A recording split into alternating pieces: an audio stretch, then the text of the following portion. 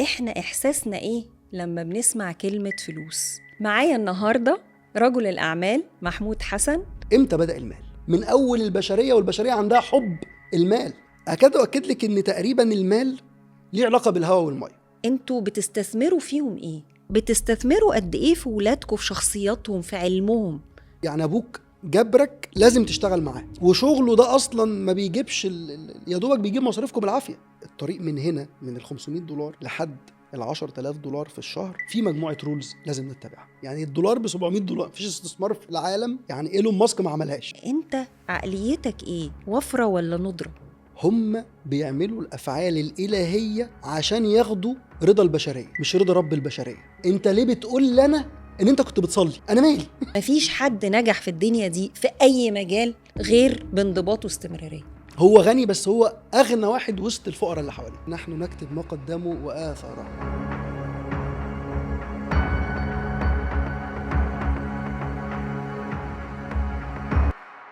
إيه أصل الحكاية في الفلوس؟ يعني إيه فلوس؟ ويعني إيه رزق؟ وإيه أهميتها في حياتنا؟ وربنا قال عليها إيه؟ وعايزين نعرف إحنا إحساسنا إيه لما بنسمع كلمة فلوس. هل بتحس إن هي سهلة ولا صعبة؟ بعيدة ولا قريبة؟ هل بتحس مشاعر إيجابية لما بتسمع الكلمة دي؟ ولا بتحس بضغط نفسي وقلق وخوف؟ إحنا هنسأل كل الأسئلة اللي ليها علاقة بالفلوس. إيه علاقتنا بيها؟ بنعملها إزاي؟ بنديرها إزاي؟ انتوا في بودكاست أصل الحكاية، وأنا نهى اسماعيل. معايا النهاردة رجل الأعمال محمود حسن، صانع المحتوى واستشاري تطوير الذات والمشروعات. أهلا بيك، مبسوطة جدا إن أنت معانا النهاردة. أسعدتيني والله بجد. أنا اللي شاكر لدعوة حضرتك الطيبة، لأنك فعلا متابع حضرتك من فترة، من الناس الخفيفة الجميلة اللي معلوماتها طيبة وتخش القلب بدون تكلف. والله فعلا يعني الحمد لله. شكرا. الحمد إن شاء الله لله. نكون نافعين لينا واللي حوالينا بإذن الله. الحمد إن شاء لله. الله. النهاردة هنجاوب على أسئلة كتير ليها يلا بينا. علاقة بالفلوس، ماشي. وإزاي نقدر نديرها، وإزاي نفكر فيها صح، وإزاي نقدر نزودها في حياتنا. صحيح. وعايزة أعرف منك، اللي هيسمع البودكاست ده للآخر هيستفيد إيه؟ طيب أنا بقول يعني بتوقع إن شاء الله إني لو كملنا للآخر هنعرف إيه أصل المال، اتكون إزاي أصلا، يعني إمتى بدأت البشرية تفكر في المال. ده سؤال مهم جدا. يعني مهم نفهم أصل الشيء، أصل الحكاية. مهم نفهم أصل الحكاية عشان نعرف مصدرها إيه، ونعرف نطورها، ونعرف نزودها، ونعرف نمنع نفسنا من الأفعال اللي ممكن توقفها. الحاجة التانية إن الأموال أو الأرزاق ليها طريق، زي بالظبط كده اللي عايز يخس بيروح بيقلل في الكالوريز بتاعته، بياخد ستيبس معينة عشان يعمل عملية تكسير للدهون أو للسعرات الحرارية. أنا أدعي أو أتوقع إن اللي هيكمل للآخر هيعمل سيف للبودكاست ده، وإن شاء الله هيجي بعد سنة ويبص على منظومة التطوير الأموال في حياته. يعني لو ما تضاعفتش 2-3 فهي I think إن شاء الله تتضاعف مرة بإذن الله. لأن أنا هتكلم عن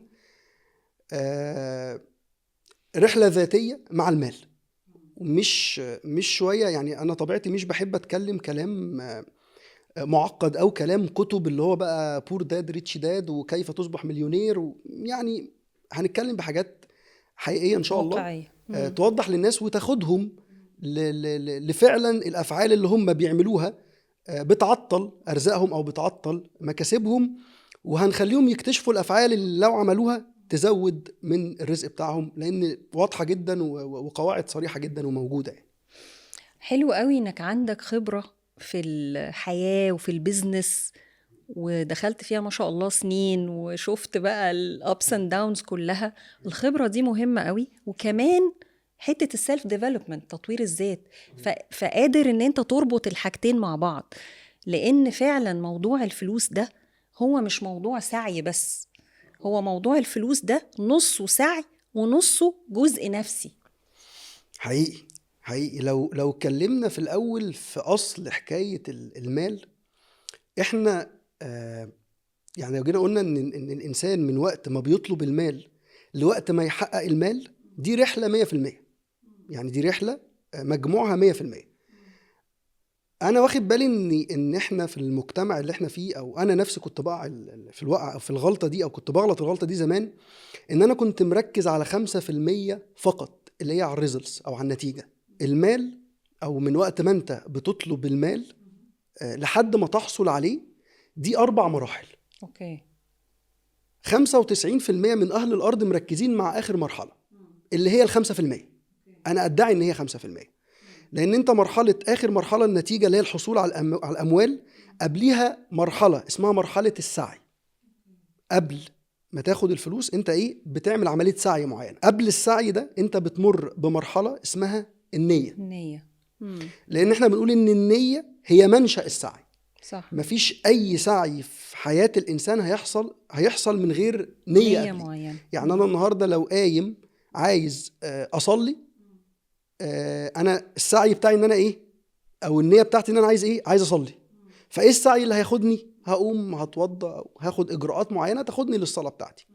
طب لو انا السعي بتاعي، او انا سعيت من جوايا كده قلت او النيه بتاعتي، لو انا النيه من جوايا ان انا عايز اروح اسهر، فانا هبتدي اخد افعال او هقوم بسعي السهر. اما لو عايز اروح احلق الاول، اروح مش عارف اشوف مكان، وهكذا. فمفيش اي سعي بيحصل للانسان من غير نيه، intention او من غير نيه. طب احنا بنقول ان النيه هي منشأ السعي. ايه هو منشأ النيه؟ ودي من اخطر المراحل في تحقيق الاموال. ايه هي منشأ النيه؟ البليفز، الايمان او المعتقدات. دي انا بديها 50%. لو قسمناها مراحل، الايمان ده 50%، النيه تقريبا 20%، السعي 20%، النتيجه 5%. ولو تعمقنا اكتر ممكن نتكلم في ال5% دي.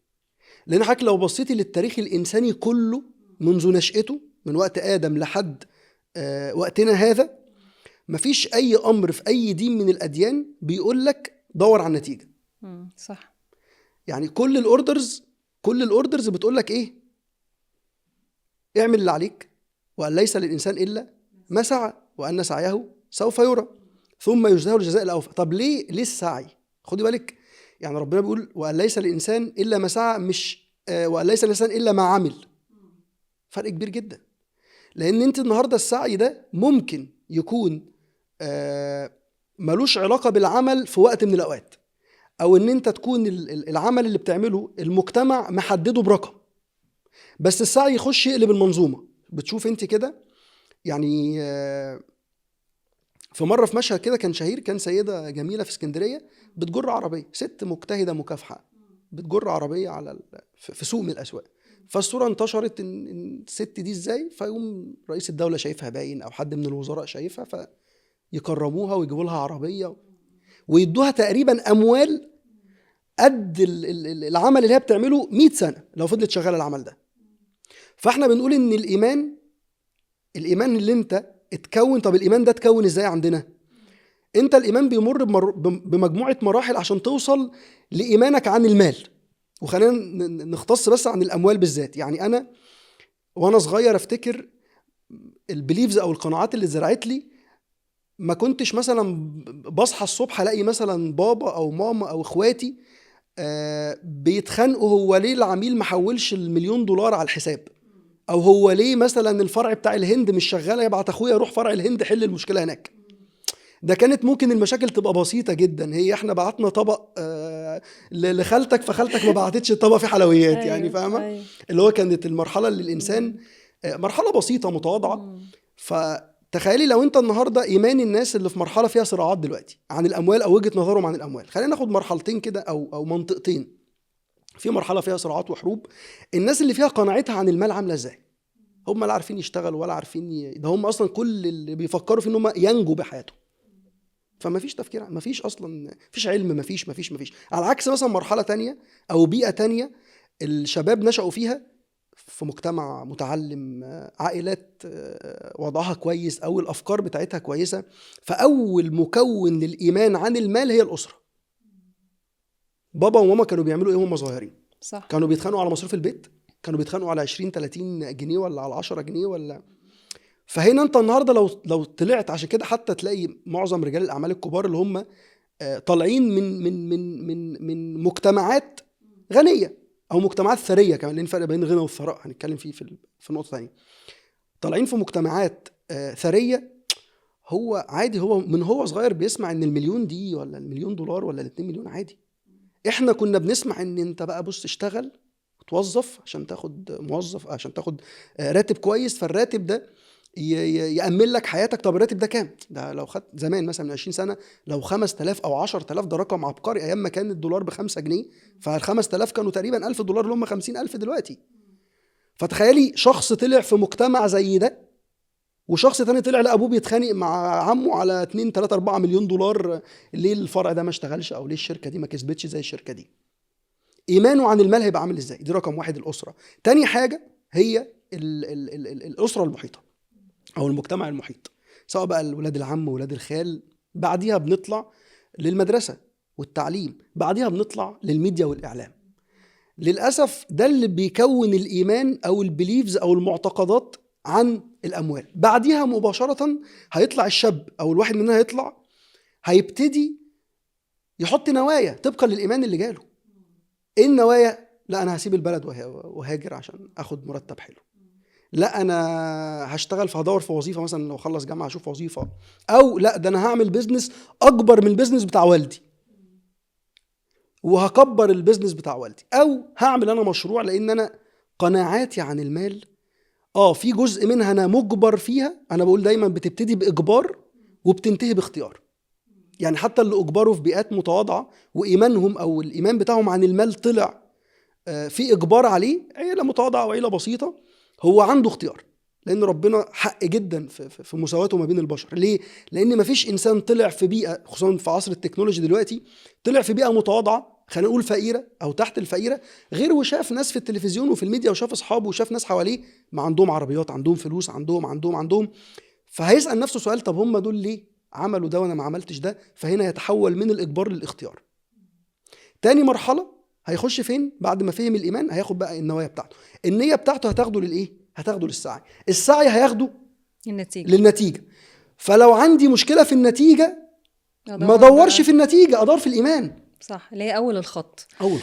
يعني لو لقيت مشكله في نتيجتي دلوقتي اللي انا فيها، ارجع لل50%. ده الناس بتلاقي مشكله في النتيجه بتقعد تصارع مع النتيجه، وتقعد بقى اصل انا مظلوم، اصل انا مقهور، اصل الناس، اصل ومجموعه اكسكيوزز او مجموعه اعذار يعني مش هتعود بالنفع على صاحب العذر نفسه. فعندك مشكله مع المال، يلا ندور فين؟ في البليفز، في المعتقدات. وتعالى، وانا عملت تجربه فعلا بقالي اكتر من 10 سنين على شباب كتير جدا في الشركات عندي. فعليا الحمد لله ربنا قدرني، قدرت حد ما كانش معاه تماما خالص، اللي هو كانوا طالعين بافكار اللي هي بقى ال5000 مرتب، للنهارده بفضل الله لا راكبين عربيات كويسه، دخلهم اقل واحد ممكن يخش له من 2000 ل 3000 دولار شهريا، واحيانا ما يبقاش عاجبه. ليه؟ نظبط المعتقدات بس، ظبطنا الايمان، النتيجه اوتوماتيك، النيه هتتظبط، السعي. عشان كده ربنا لما يقول لك ايه؟ يقول لك الذين ضل سعيهم، مش الذين ضل عملهم. الذين ضل سعيهم في الحياة الدنيا هم يحسبون أنهم يحسنون صنعا. أيوة، في ناس ماشية في ضلال في السعي. وضلال السعي مش لازم انت تروح تشتغل تاجر حاجات محرمة أو حاجات مجرمة. انت ضلال السعي بتاعك ممكن يكون ان انت عندك خلفية أو عندك معتقد عن المال، ان المال ده صعب جدا. أنا عايز أقول لحضرتك ان المال زيه بالظبط زي ايه يعني ايه النعم اللي ربنا مديها لنا ومجبرين عليها وما نقدرش نستغنى عنها؟ الهواء والميه. مفيش حد، يعني انت لو حتى بقول دايما لو انت حاولت تكتم نفسك مش هتقدر. ليه؟ لان انت مجبر على التنفس. اكاد اؤكد لك ان تقريبا المال ليه علاقه بالهواء والميه، بس انت اللي مش عارف الوي بتاعه. يعني انا لو جيت قلت لحضرتك اعمل كوبايه شاي، سهله جدا، اغلي ميه، فتله، شويه سكر، عملنا الشاي، صح كده؟ تقريبا في صناعه الاموال لو عرفت الطريقه بتاعتها هتبقى بالنسبه لك زي كوبايه الشاي. تقعد كده او تسمع بودكاست كده الرجال اعمال اللي هم ما شاء الله المالتي مليارديرز اللي هم يقول لك والله أنا كسبت 200 مليون السنه اللي فاتت وفلان كسب 100 مليون. اصلا دنيا هو سهلة. اصلا عنده مشكله، الشهر بيخلص او الراتب بيخلص يوم 20. الناس دي بتعمل كده ازاي؟ بقى بالنسبه لهم صناعه الاموال زي صناعه الشاي حاجة رائعة. لما عرف الطريق. ليه بقى؟ لان احنا لو جينا بصينا لنشأة المال نفسها هتلاقي ان المال بدأ امتى. يعني دايما بسأل اي حد السؤال ده، امتى بدأ المال؟ يعني امتى البشرية ابتدت تفكر في المال وطريقة الحصول عليه كانت عاملة ازاي؟ موضوع في منتهى الخطورة اللي في الدنيا لو فهمته صح تكاد تكون ان 99% عن مشاكلك عن المال هتتحل. امتى بدأ الانسان يفكر في المال؟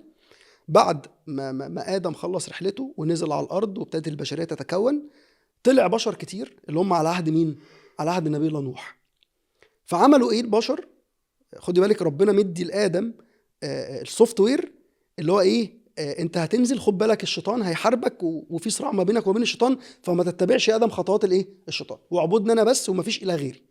الشيطان نزل لعب لعبته واقنع مجموعة ناس كتيرة جدا ان هم يعبدوا مين؟ يعبدوا الاصنام، ومفيش اله والاصنام دي اللي ايه؟ فربنا بعت لهم مين؟ نبي الله نوح. سيدنا نوح قعد يدعي قومه 950 سنة، مدة كبيرة جدا. في الاخر زهق منه، يعني في الاخر فبيقول لربنا ايه؟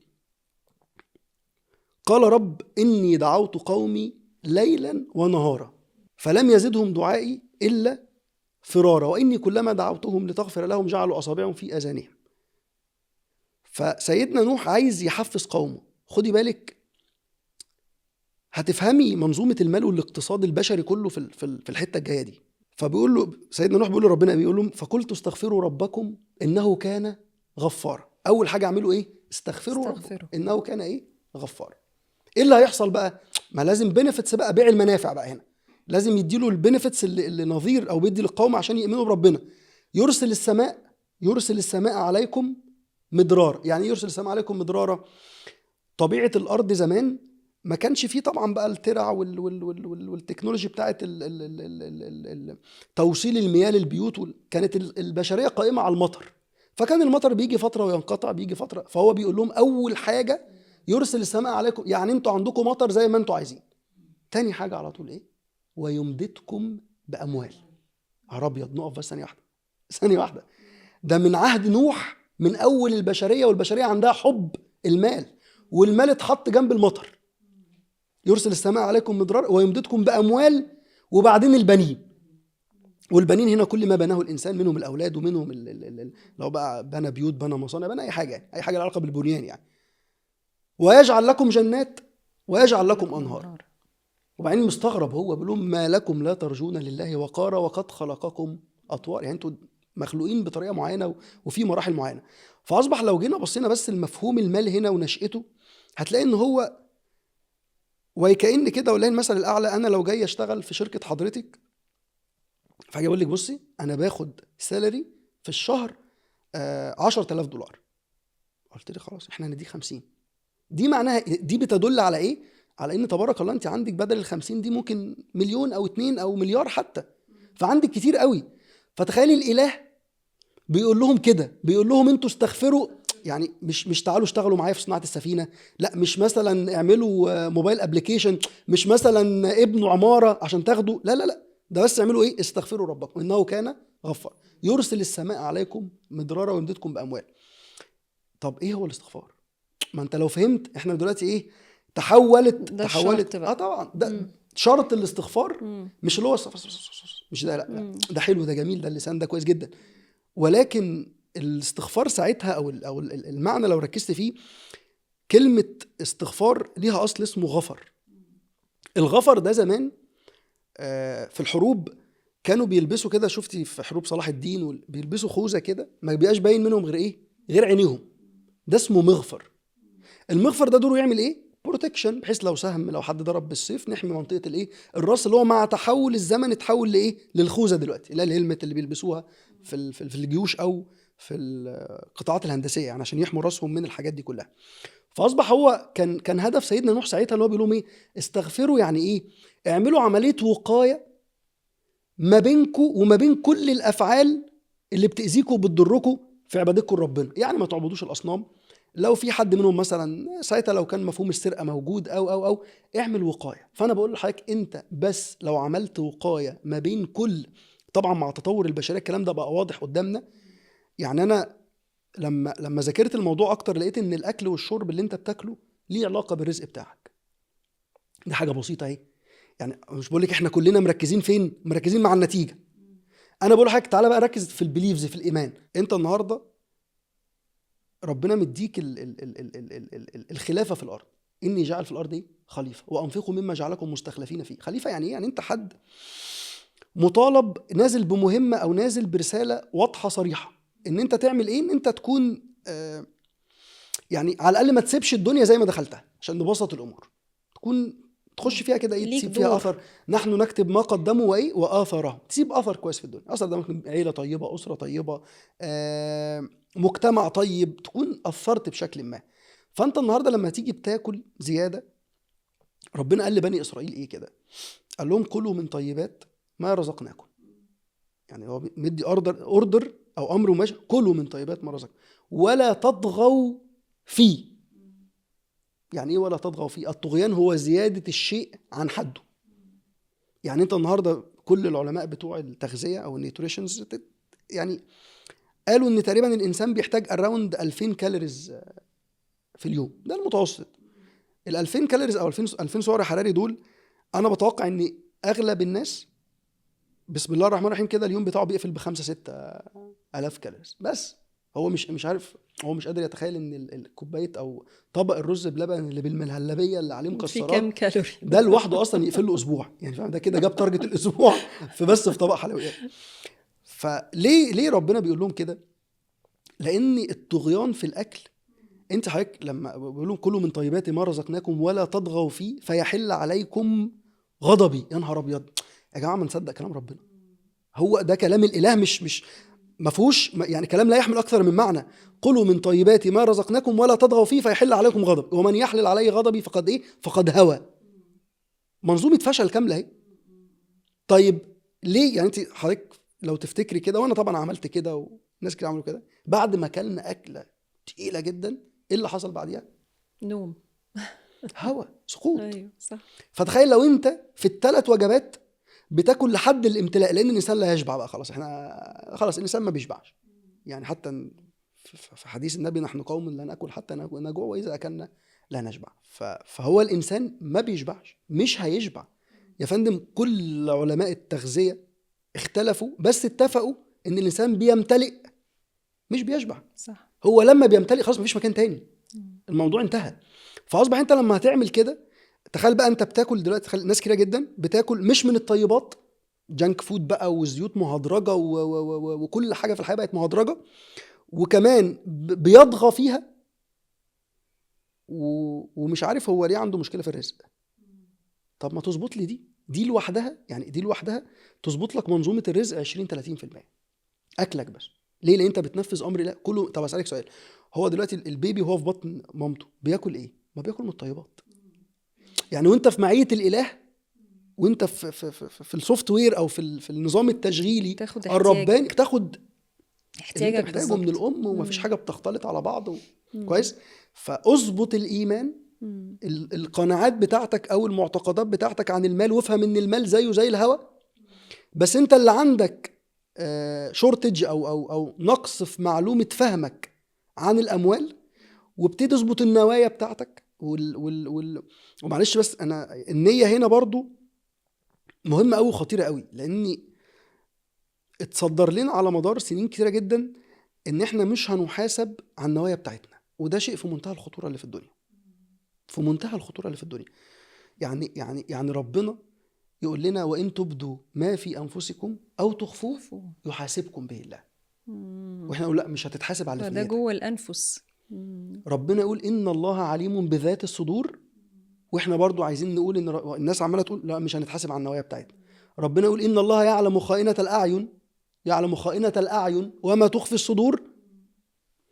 طب انا الموضوع ده برضو من ضمن منظومه المال اللي يرفع لك منظومه. انا النهارده لو ظبطت النيه يعني ايه؟ هقول لحضرتك مثال عشان تفهمي موضوع النوايا ده هيوضحه بشكل عظيم جدا. انا النهارده عندي ولدين، بالصدفه رجعت البيت بدري، كل واحد قاعد في الغرفه بتاعته. عديت من غرفه الاول لقيته بيكلم واحد صاحبه في التليفون، وانا زي اي اب بدي مصروف للاولاد بتوعي كل شهر مثلا.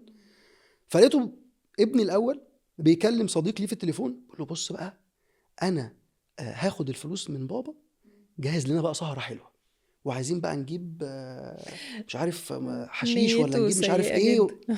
صح.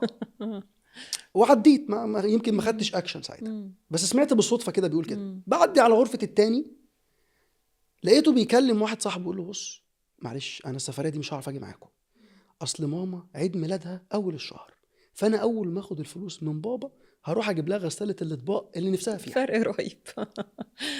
انا الاب هعمل ايه؟ انا لو سالته اغلب اهل الارض هو يحبس الاول مش هيدي. وخد من الاول ادي التاني، او امنع عن الاول وادي التاني.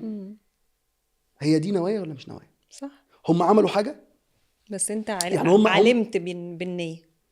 ما هو ربنا بيقول لك ان الله عليم بذات الصدور. رائع. فهو بيقول لك اظبط اللي بينك في النوايا كده الداخليه من قبل ما تقوم. هي النيه اللي هتاخدك للسعي، ما احنا قلنا النيه اللي هتاخدك للايه؟ ما الاولاني السعي بتاعه هيبقى ايه؟ هيروح بقى ويسهر، والتاني السعي بتاعه هيبقى ايه؟ فاختلاف كبير جدا.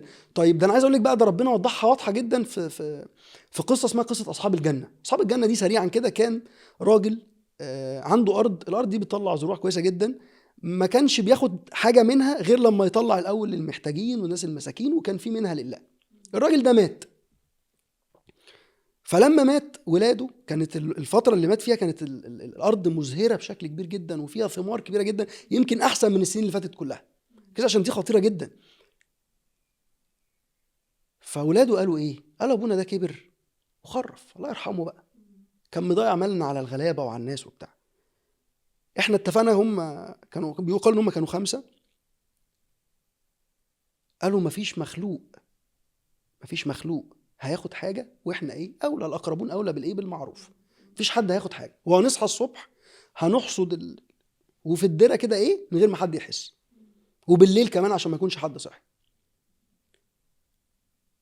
فربنا يرد عليهم يعمل لهم ايه اللي حصل؟ لا نيه يا جماعه، دي نيه. هو ما قالوا ما يعني هم الكلام ده خلينا نقول ان هو حصل زي دلوقتي، وهم مستنيين الفجر يجي دلوقتي مثلا العصر، مثلا وقت العصريه. فربنا بسبب نواياهم ايه اللي يقول لك؟ فطاف عليها طائف من ربك وهم نائمون فاصبحت كالصريم، اتحرقت. بس بسبب ايه؟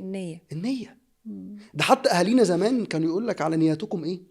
ترزقون. الناس الجميله. حلو قوي قوي دي، يعني لخصت الموضوع على نياتكم ترزقون، وهو الرزق جدا.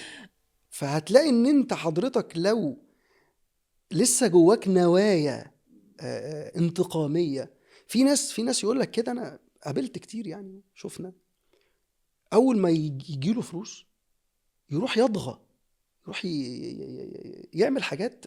وبنشوف حتى في العلاقات بيسيبوا بعض بسبب هو جاله فلوس كتير فرح، ويقول لك انا جبت عربيه ده انا هدوس بيها على الناس وكلام. فيمكن ربنا بسبب نواياك السيئه بيمنع عنك عشان يحميك من رحمته بيك. زي ما انا منعت عن ابني الاول اللي عايز ياخد الفلوس يروح يعمل حاجه مش كويسه، لحد ما لحد ما ترسى وتستقر وتركز.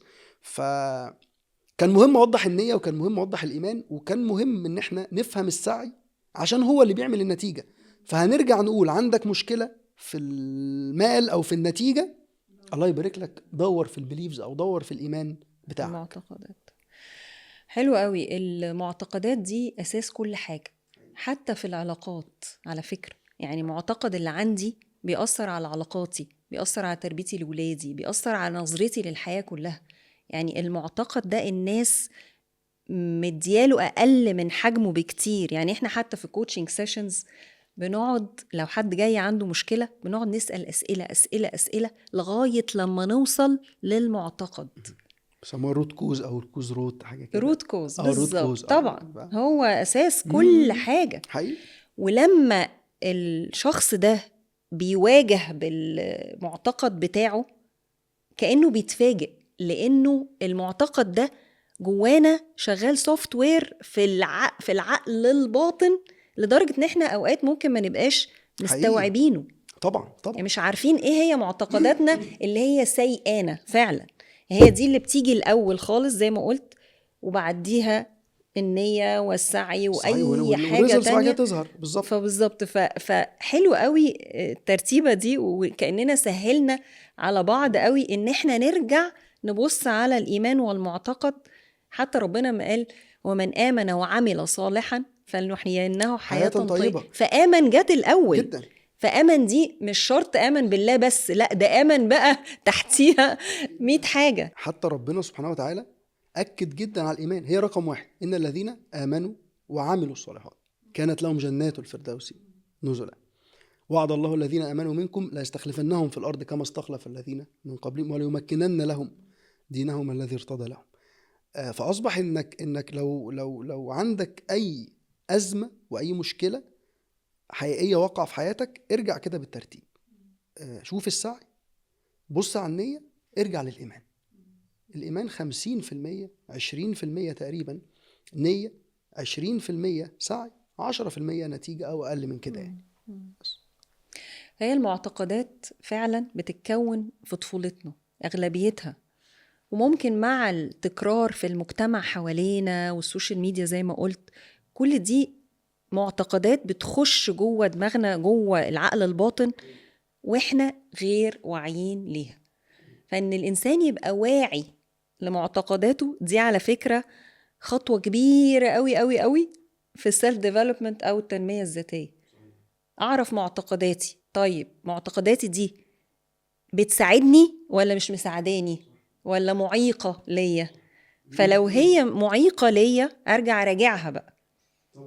ولو معتقداتي دي مش حقيقية مش مظبوطة، يعني مثلا الجواز ده منظومة فاشلة، في ناس معتقدة بكده، وهي ممكن تكون مش مدركة ده، إنما ده اللي مؤثر على نيتها وعلى سعيها أو behavior بتاعها أو سلوكها في الحياة جدا. فبالتالي بيحصل نتيجة بناء على المعتقد الأصلي اللي هي ممكن متبقاش واعية بيه. أنا كان عندي قناعة بجد فضلت عايش بيها فترة كبيرة جدا، إن يا شغل يا جيم، يا شغل يا رياضة، الاتنين ما ينفعش يجتمعوا مع بعض. فضلت أتحايل على نفسي سنين كتير جدا، بعمل رياضة بس أنزل أتمشى كده ربع ساعة 10 دقايق، بس ما كانتش كافية إن هي تديني النتيجة اللي أنا عايزها. لحد ما تقريبا من 2 سنين فهمت الفكرة دي، أو فهمت فكرة أو قوة البليفز أو قوة الإيمان. قلت لا، هو الصحة رقم 1. أول ما أصحى الصبح هو الجيم أول حاجة في يوم. سبحان الله، والله فعلا منظومة المنافع أو النتائج اتضربت يمكن 10x. ليه؟ هي كانت قناعة واتغيرت. ليه؟ لأن أنا شايف أو بدعي إن أكبر شيء بيعطل الإنسان عن شيء هو عايزه، يا إما عنده معلومة غلط عنه، يا إما عنده معلومة ناقصة. يا معلومة غلط يا معلومة ناقصة. زي ما أنا النهاردة كنت شايف إن أنا ما كانش ينفع إن أنا أخس، أو لحد ما وصلت لوزن كبير جدا، لا، ما في حاجة غلط. فمجرد ما اتغير بس دي عشان اخد الاكشن دي، حصل تغيير في الايمان. زي فكره برضو، على فكره في ناس كتيره جدا جدا جدا هو مش مصدق ومش مقتنع ان هو ينفع يكسب في الشهر 1,000,000 جنيه. هو مش مقتنع بده. أيوة والله ما مقتنع. صح. هو شايف اللي بيعملوا كده دول حراميه ونصابين بالظبط. وناس ضلاليه وناس لازم تعمل افعال.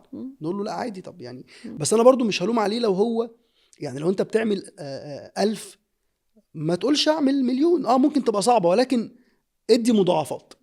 1000 اطلع لل2000 وبعدين ل4 هو ده وبعدين بقى ل8. المعتقد بالظبط اللي احنا عايزين ندور عليه. دي اسمها معتقدات معيقة أو limiting beliefs. فكل واحد بيسمعنا النهاردة يسأل نفسه هو معتقده ايه عن نفسه أولا. هل أنا أستحق ولا أنا ما استحقش؟ يعني أنت شايف نفسك شخص عندك قيمة تضيفها أو حتى قابل للتعلم. يعني ممكن تشتغل على نفسك وتاخد كورسز أو تسمع رجال أعمال وتروح تتعلم تحت إيد ده وتحت إيد ده، وإن أنت يجي منك وإن أنت تتعلم، وبعد كده أنت تستحق يبقى عندك دخل كبير ويبقى عندك حياة حلوة، وإن أنت ممكن تبقى زي الناس اللي أنت بتتفرج عليهم في التلفزيون وفي الكومباوندز والكلام ده كله. فده معتقدك ناحية نفسك. طيب معتقدك ناحية الفلوس إيه؟ هل الفلوس دي باب للشر زي ما كانوا بيقولوا قبل كده the root of all evil والكلام ده، آه. ولا الفلوس دي جزء من رزق وحاجة حلوة وحاجة أقدر إن أنا أعمل بيها حاجات للآخرين ولنفسي، ويعني تبقى سبيل لشيء إيجابي. طيب معتقدك إيه ناحية الناس الأغنياء؟ هل الناس الأغنياء دي كلهم أصلهم بوسايط؟ لا أصلهم ناس ماشية غلط؟ لا أصل ما عندهمش ذمة؟ كل دي معتقدات معيقة مش هتوصلنا للفلوس والرزق اللي احنا عايزينه. في قناعة تعطل وتمنع وتوقف وتفشل وتكسل وتوقع أي إنسان في منظومة الرزق، ألا وهي إيه؟ مش عايز أقول الحكم على الآخرين، ولكن التصنيفات أو التدخل في الأحكام الإلهية. دي خطر جدا. عايز أقول لحضرتك، لو أنا النهاردة ولله المثل الأعلى، أنا الحمد لله يعني عندي مصنع وعندي شركة، لو لقيت حد من الناس اللي شغالين معايا طول الوقت في حالة اعتراض، هو أنت ليه بتدي ده كذا وده كذا؟ هو ليه فلان خد كذا وده فلان خد كذا؟ هو أنت ليه عملت؟ أنا هعمل إيه؟ همشي بمنتهى الوضوح اللي في الدنيا.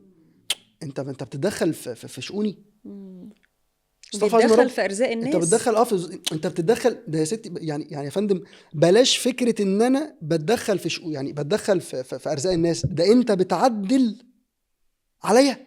والله المثل الاعلى. هو انت جاي الدنيا دي عشان تعدل على اللي خلقك؟ ده هو حتى يعني بالادب البشري، يعني انت ازاي جبت الجراءه دي؟ انت ازاي جبت الشجاعه ان تقول على فلان ده يستحق اللي معاه او فلان ما يستحقش؟ اللي هو ليه يا رب كده الناس دي معاها، وليه عملوا ايه يعني في حياتهم؟ يعني ده ربنا حطها قاعده، قالك وربك يخلق ما يشاء ويختار ما كان لهم الخيرة من امره وان الله يرزق من يشاء بغير حساب. انت مالك؟ الله يخليك في حالك. والله فعلا من انا بص، كلنا مصابين، او انا ادعي يعني انا كنت مصاب بالمرض ده فتره كبيره جدا، ودي من المنظومه اللي انا خرجت من ضيق الرزق لسعه الرزق بفضل الله لما وقفت. بس انا مالي؟ اصل فلانه بتعمل كذا، اصل فلان مش عارف بيعمل كذا. انت ما تدخلش، لانك غالبا مش شايف الصوره كامله. يعني انت اللي شايفه النهارده بيعمل فعل منافي للاخلاقيات العامه، او منافي للايثكس او للفاليوز بتاعتك او للقيم بتاعتك، ومعاه فلوس كتيره جدا. هو انت مش شفت ان فلان الفلاني الله يرحمه مات وهو عنده 25 سنه، او مات وهو عنده 30 سنه، او لا قدر الله واحد عذب؟ انت ما تعرفش. يعني مقادير الاله وتقاديره. ارجوك ابعد نفسك، يعني ما تخشش في حرب انت مش قدها. احنا دايما بنقول كده على كل المقاييس في السيلف ديفلوبمنت، في كل شيء، في الفلوس وفي السعاده وفي العلاقات وفي كل حاجه. انت عمرك ما you will never ever know الشخص ده سعيد ولا تعيس، ولا وصل للحته دي ازاي، ولا عانى ايه، ولا طفولته كانت ازاي. you never know. ويستحق ولا ما يستحقش، وربنا يديله ايه. مش يعني الواحد فعلا لو يركز في نفسه، هو بيوفر طاقة كبيرة جدا جدا جدا فوق ما يتخيل ان هو يطور فيها.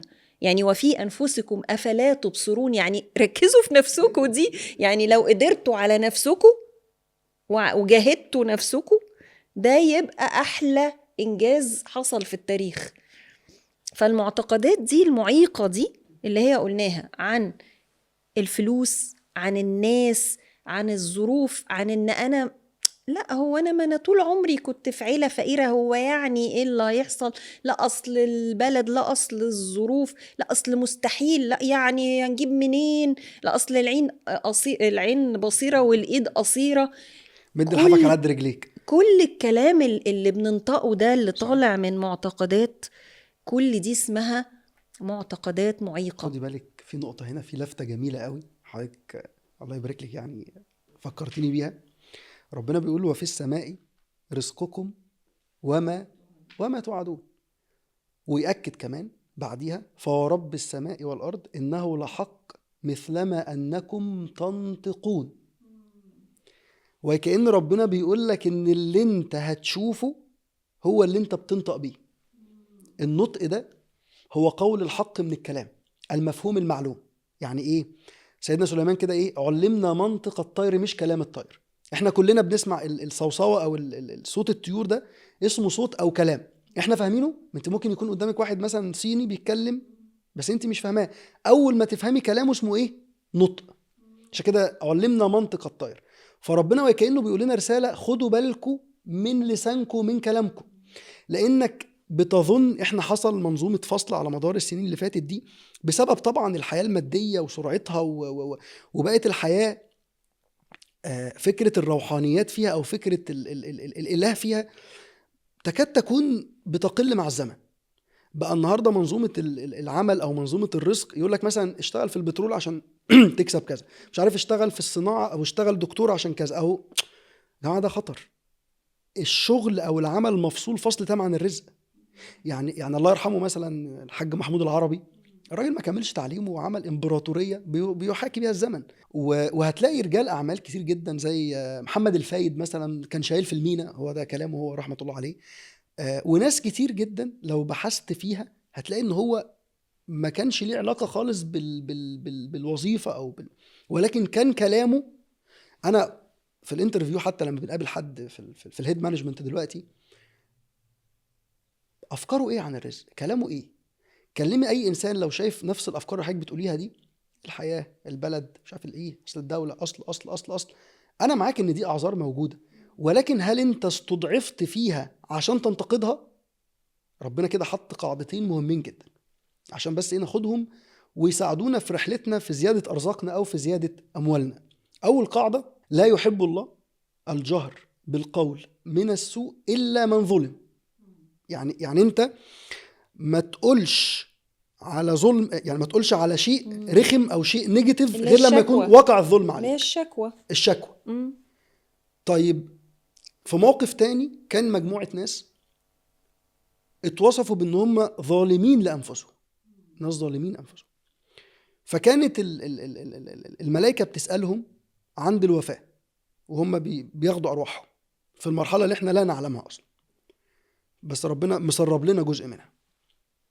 فبيقولهم: فيما كنتم؟ قالوا: كنا مستضعفين في الأرض. احنا كنا مستضعفين. قالوا: ألم تكن أرض الله واسعة فتهاجروا فيها. بسيطة. إذا لم تستضعف فأنت تمام، خليك قاعد في شغلك، في بيتك، في بلدك. أول ما يحصل استضعاف وانت تكمل فيه هتخش في أول الآية: إن الذين توفاهم الملائكة ظالمي أنفسهم قالوا فيما كنتم، ونكمل الإيه؟ قالوا كنا مستضعفين في الأرض. فأصبح حضرتك مستضعف في بيتك، مش عارف، يعني أبوك جبرك لازم تشتغل معاه، وشغله ده أصلا ما بيجيبش يا دوبك بيجيب مصاريفكم بالعافية. ما تهاجر يعني. هتقول لي هعق؟ لا، ملوش علاقة بالعقوق خالص. عقوق ايه يعني؟ مفيش اصلا. ده انت الراجل بتسعى في رزقك. يعني اول ما توصل لمرحله الاختيار، ان غالبا المرحله دي بتوصلها 18 سنه 19 سنه، خلاص انت قادر تشتغل وتقول قادر تقول له لا انا مش عايز. وياما شفنا قصص كده جدا لناس كملت مع بلدك مستضعف فيها. يعني ايه مستضعف؟ يعني انا دلوقتي باخد 1000 وانا عايز 100، والمكان اللي انا فيه مهما بذلت مش هقدر اوصل غير لل20. اوصل لل20 وبعدين هاجر. ما ينفعش تهاجر وانت لسه ايه بتعمل 1000، لان الفرق ما بين 1000 وال20 لو هاجرت ده هروب مش هجرة. يعني انت في شركتك، انا دايما حتى باجي اقعد مع الشباب معاك في الميتنجز اللي بتعملها كل شهر او كل كيو، بنحط تارجتس.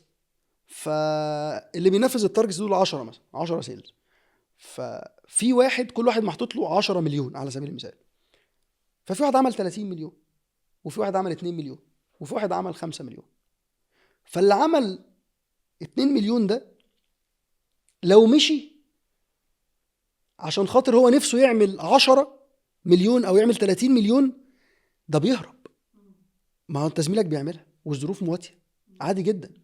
يعني حتى في البلد انا سافرت بره لما يعني في وقت 2011 وقت الثوره، خلصت جيش، فكانت الامور مش مستقره، كنت فعلا مستضعف يعني، وانا فهمت الكلام ده مؤخرا يعني. سافرت، رحت في الخليج، قعدت تقريبا سنه ونص بالظبط ورجعت. بس اكاد اؤكد لحضرتك ان اجمالي المكاسب اللي حققتها هنا في بلدي اكتر من الخليج بكتير جدا. هي ملهاش علاقه يعني اي مكان انت موجود فيه لو مش مستضعف، يعني مش قادر، وكل الظروف، يعني انت مثلا في دوله فيها صراعات او امشي، خدعه مش عايز اقول خدعه، بس احنا اللي عملنا البلاد. يعني ربنا لما خلق الارض ما خلقهاش بلاد، احنا اللي خلقنا البلاد. بس قل ان الارض كلها لله، الارض كلها بتاعت ربنا. فالمكان وعلى فكره مش لازم الهجره ان انت تسافر من بلد لبلد، لا، انت ممكن تبقى في ممكن قريه، جوه البلد نفسها. قريه متواضعه الرزق فيها محدد ومقيد، سيبها وروح المدينه. وهو في الغرب حتى بيقول لك you are not a tree، يعني يس دي اللي هو جملة انت مش قصيرة شجره، جدا، انت مش شجرة، صح. انت تقدر تتحرك جدا جدا. وبرضو احب ازود على الحتة اللي قلتها، اللي هو لو غيره بيحقق وهو ما بيشتغلش كفاية او كذا، ده هروب. برضو اللي بيمشي ويهاجر او بيغير مكانه من غير ما يزود السكيلز بتاعت نفسه او يشتغل على نفسه او يزود علمه ومهاراته وكل ده، ما ده برضه هروب او ده شماعات. يعني هم ما بيدفعوش اصل على قد فلوسهم، اصل لا روح حتة تانية بتدفع. طب هل انت طورت نفسك عشان الحتة اللي بتدفع دي تبقى عايزاك؟ هل انت اشتغلت؟ هل انت استثمرت في نفسك؟ يعني ساعات مثلا يبقى فيه كورسات سيلف ديفلوبمنت، ودي مهمة جدا، يعني بدليل اللي احنا بنقوله ده نصه قناعات ونصه شخصية. لا لا لا اصل الكورس ده غالي، اصل كذا. هو على فكرة في جزء كبير قوي من الكورسات دي الفايدة اللي بتطلع بيها منها لا تقدر بثمن. حقيقي. يعني تخيل لو طورت نفسك وبقيت إنسان أفضل وبقيت إنسان مختلف، صحيح. ده بكام؟ صحيح. ده بكام؟ صحيح. وهنا نيجي نقول برضو، طب الناس اللي عايزة أولادهم ينجحوا ويكسبوا ويطلعوا يعني ناجحين في حياتهم، انتوا بتستثمروا فيهم ايه؟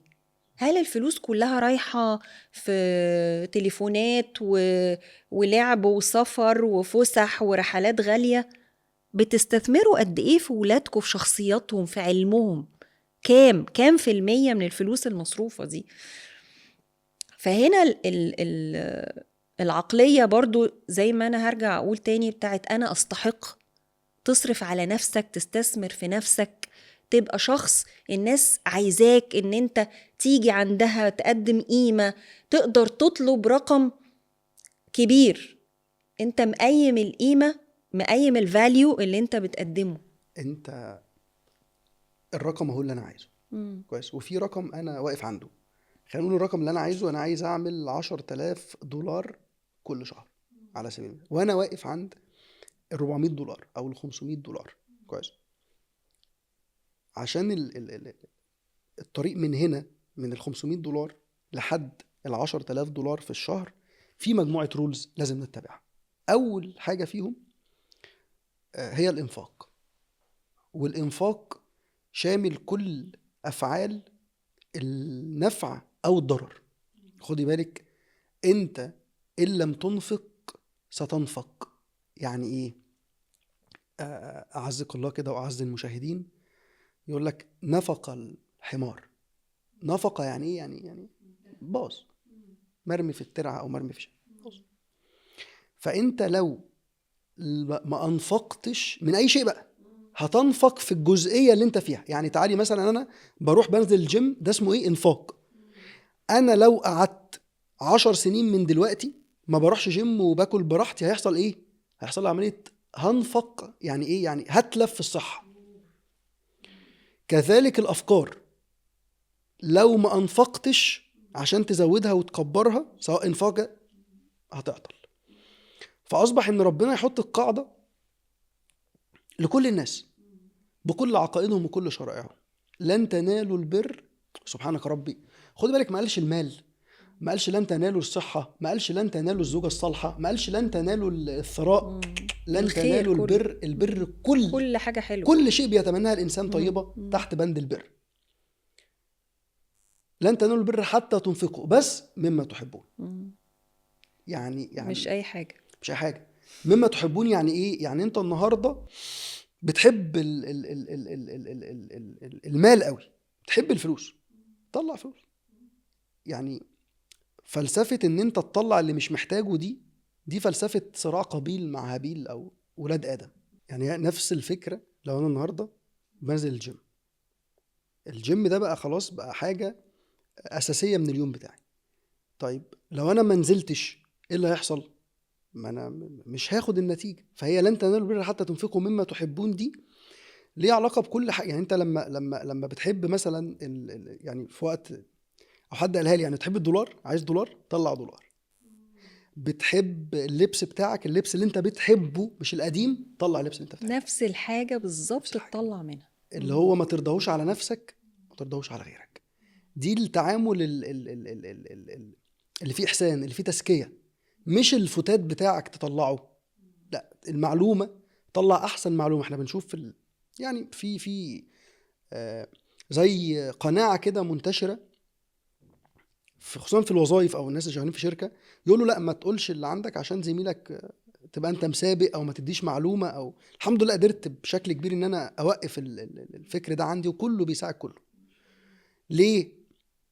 هو انت فاهم مين اللي بيمانج الدنيا دي؟ دايما يقول كده ان للكون رب يحميه. يعني انت لما تيجي، انت متخيل ان انا لما ساعد زميلي بمعلومه فيروح يكسب منها جنيه او دولار، انا ما اكسبش 10؟ ده هو ربنا، حتى عشان ربنا عارف ان احنا كائنات ماديه نؤمن بالماديات جدا، قال لنا مثال مادي. قال لك مثل الذين ينفقون اموالهم في سبيل الله كمثل حب انبتت 7 سنابل في كل سنبله 100 حب. بس كده تقريبا الحبه ب 700. يعني الدولار ب 700 دولار. مفيش استثمار في العالم يعني ايلون ماسك ما عملهاش اللي هو الدولار يبقى 700 دولار، والله يضاعف لمن يشاء كمان. يعني ده لسه فيه ايه؟ اضعاف كتيره. فانت متخيل انك لما تدي لحد معلومه او تتصدق او تحسن في الشغل بتاعك، خدي بالك برضو دي هتحطنا في حته ان انا في وظيفتي او في شغلي، وانا دايما كنت بعمل كده لما حتى اشتغلت في شركه. انا ماليش دعوه بمديري بيشتغل ما بيشتغلش، ماليش دعوه بالشركه بتقدرني ما بتقدرنيش. انا هعمل، وان ليس للانسان الا ما سعى. هعمل اللي في سعي واللي في وسعي، عشان انا مؤمن ايمان كامل ان اللي بيجازي مش المدير ولا الشركه. وان ليس للانسان الا ما سعى وان سعيه ايه؟ سوف يرى ثم يجزاه الجزاء الاوفى. يعني كلام دقيق جدا لا يحمل اكثر من معنى. فلو انت لسه في شغلك مش بتنفق الانفاق اللي هو فعلا تقدر عليه، هتفضل في المشاكل الماديه بشكل كبير جدا. طب عملت اللي عليك وجربت منظومه الحساب، او نقلت منظومه الحساب من الارض للسماء، لان اصلا هو في السماء رزقكم. كل ما هتسمو كل ما الرزق هيبقى بالنسبه لك اسهل واسرع وايسر بكتير جدا. وجرب المعلومات دي، وتعالى بعد 6 شهور، وتعالى بعد سنه، اكتب لنا تحت وقول لنا انت شفت ايه او ايه اللي حصل معاك. وانا واثق ان في ناس جربت من الناس اللي متابعيني بقالهم فتره، لا الموضوع مختلف بشكل كبير جدا لما تلقي منظومه الحساب من الارض للسماء. ان انت مؤمن ان الله لا يضيع اجر من احسن عملا، مش من عمل عملا. لا وواضحة لن تنالوا البر، لن جدا، يعني مفيش، هي مش واضحة هتعمل. حتى تنفقوا. يعني الجملة واضحة جدا، بس أنا مش عارفة إحنا بننسى ليه الكلام ده فعلا. وهي دي بقى اللي أنا عايزة أربطها بعقلية الوفرة الاباندنس، أو عقلية الندرة اللي هي اللاك، اللي هو مفيش. فبرضو اللي بيسمعنا أو يتفرج علينا، أنت عقليتك إيه؟ وفرة ولا ندرة؟ وفرة يعني الدنيا فيها خير، ده الواسع الوهاب، يعني الخير موجود في الدنيا كتير قوي قوي قوي. ولا انت شايف انه لأ، ده مفيش فرص، ده مفيش شغل، ده مفيش فلوس، ده اصل الخيرات ليه؟ طب ما هو في ناس تانية داخل لها البر الكتير او الرزق الكتير. فعقليتك شكلها ايه؟ فاللي بيبقى عنده عقلية الوفرة دي بينفق ليه؟ لأنه عارف إن هي دايرة مفتوحة شغالة. انا بأنفق فيجيلي من الناحية التانية اكتر ارزاق بقى يعني بكل اشكالها. وزي ما انت قلت هي مكانها في السماء، صح. وفي السماء رزقكم. حقيقي. فهو المايسترو بتاع الدنيا دي كلها ربنا، اللي هو شايف انت بتنفق فين، وهو اللي هيجيب لك في الدايرة المفتوحة. لو انت قفلتها من عندك هتتقفل وهي داخلالك. فانفق بقى، انفق مال، انفق علم، انفق مساعدة، وفق ما بين اتنين، ساعد الناس بمجهود، بأي حاجة هيجيلك أرزاق. بس لازم يبقى فيه اليقين أو البليف أو المعتقد إن هو ده اللي هيحصل، مش إن أنا بطلع الحاجة وها فين بقى جات ولا ما جاتش. احنا لو بس بخصوص عقلية الوفرة والندرة، وان انا لما بعمل حاجة وما تجيليش النتيجة فاقعد بقى ايه، يعني لسه كان حد بيكلمني بيقول لي، حد من الشباب اللي شغالين معايا، كنت قاعد معاه في قاعده 1 تو 1 لان النتائج بتاعته متاخره بقى لها فتره كبيره جدا، فقاعد بتكلم معاه فبيقول لي انا من السنه اللي فاتت اخر كيو عملت التارجت بشكل كويس قوي، يعني هو عمل التارجت بشكل كويس. قال لي وقفت اخر كيو ده كل الافعال، وافعال فعلا ما كنتش متخيل في حياتي ان انا اوقفها، غلط وحاجات ممكن تكون ما ترضيش ربنا، عملت تغيير جذري. جي استغفر الله، حمى نفسه وعمل وقايه بشكل كبير. اللي عملت زي ما حضرتك قلت، جيت بقى الكيو ده اللي هو كيو 1 اللي خلص زيرو، ما باعش بيعه واحده. فقال لي ما بفكر ارجع بقى لكم انا كده خسران بقى. لو جيتي بصيتي لمنظومه الحياه هتلاقي ان احنا في حاجه اسمها فتره خطوبه في العلاقات. الاتنين بيخطبوا بعدين بيتجوزوا، الخطوبه دي بيسموها فتره اختبار. احنا بنختبر بعض، شوف هي لما تتعصب هتبقى عامله ازاي، لما هو بخيل مش بخيل، عيلته، اختبار. هتلاقي ان في الدراسه بعد كل سنه او بعد كل مرحله في اختبار، صح. هتلاقي ان الموظف في بدايه الشغل بتاعه فتره اختبار 3 شهور، ممكن نمشيه او ممكن ما نكملش. هتلاقي ان الدوله نفسها بتختبر، او الشعب بيختبر القياده، والقياده بتختبر احنا طول الوقت بنختبر بعض. فتيجي لما ربنا يختبرك ترجع في كلامك.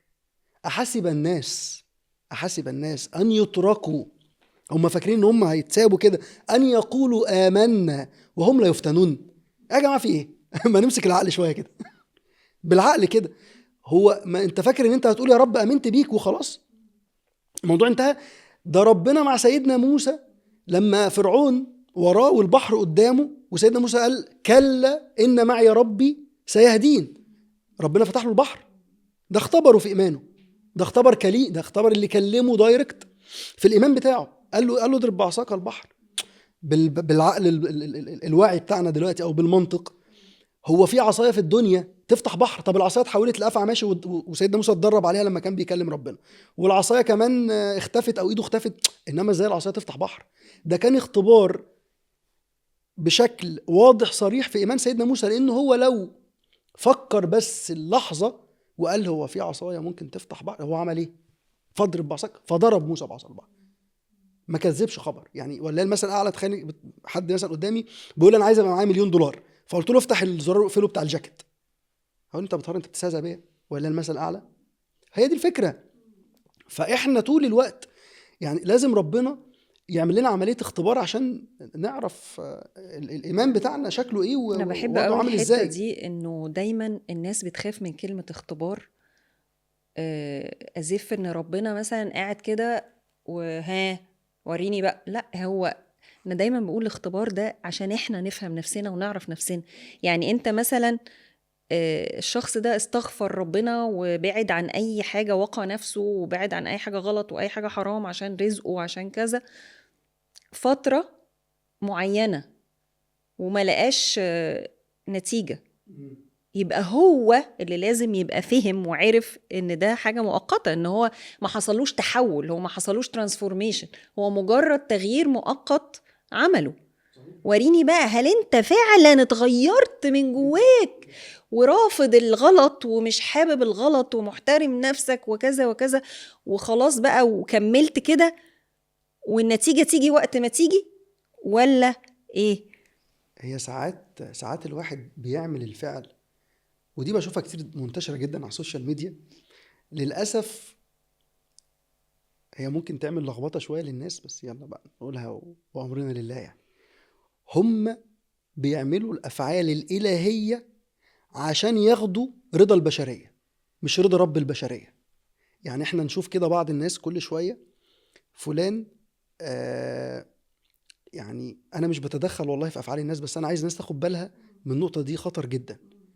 واحدة مثلا لبست حجاب فطلعت للناس كلها انا لبست حجاب، واحده تانية قلعت حجاب فكل الناس مش عارف يعملوا دوشه عليها، واحد تاني طلع ادى فلوس للناس وصور نفسه وهو بيدي فلوس للناس وعمال يدي فلوس للناس، واحد تاني النوايا بتاعت البشر لا يعلمها الا الله. بس انا بقول خد بالك، واحد بيصلي، يعني أنا بتحصل كتير قوي كل ما اكلم حد في التليفون معلش انا بس كنت بصلي العصر،